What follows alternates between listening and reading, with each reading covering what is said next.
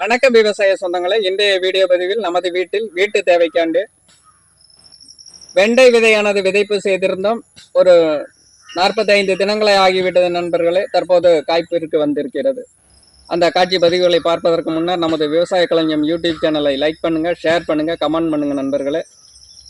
தற்போது பார்க்கக்கூடிய காட்சி பதிவானது நமது வீட்டில் தற்போது அறுவடைக்கு தயாராகும் வெண்டை செடியானது பார்க்கலாம் நண்பர்களே. தரமாகவே வந்துள்ளது. அந்த காட்சி பதிவுகளை தற்போது பார்க்கலாம். பார்க்கக்கூடிய காட்சி பதிவானது ஒரு 45 தினங்களாகின வெண்டை செடி தற்போது ஒரு அறுவடை செய்தாச்சு நண்பர்களே. பார்த்தீங்கன்னா காய்த்திருக்கக்கூடிய பிஞ்சு வைத்திருக்கக்கூடிய தன்மைகளை பார்க்கலாம்.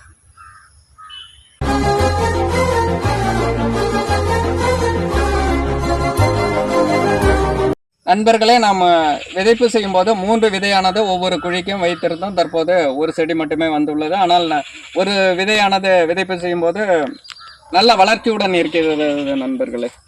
கிளையோட வளர்ச்சியும் அதிகரித்து காணப்படுகிறது. நீங்களே கண்கூடாக பார்க்கலாம். ஒரு செடி உள்ள அந்த செடியானது தரமுடன் காணப்படுகிறது. கிளைகளின் எண்ணிக்கை அதிகமாக காணப்படுகிறது நண்பர்களே. அடுத்தபடியாக பார்த்தீங்கன்னா 2 செடிகள் உள்ள செடி. இது கொஞ்சம் வளர்ச்சி கம்மியாக காணப்படுகிறது.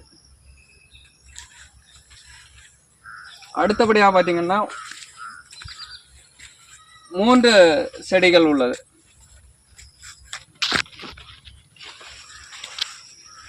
செடி நல்ல தரமுடன் காணப்படுகிறது நண்பர்களே. அதே போல் இதன் வளர்ச்சிக்கு பார்த்தீங்கன்னா கீழே அடியில் பார்த்தீங்கன்னா மண் கொஞ்சம் சாணி உரம் வச்சு மண் கொண்டு அணைத்து வச்சிருந்தோம். அதன் பிறகு இந்த செடியானது வளர்ச்சி அடைந்துள்ளது. ஒவ்வொரு செடிக்கும் பார்த்தீங்கன்னா கொஞ்சம் உரம் வச்சு மண் அணைச்சோம்னா செடியோட வளர்ச்சி அதிகரிக்கிறது நண்பர்களே.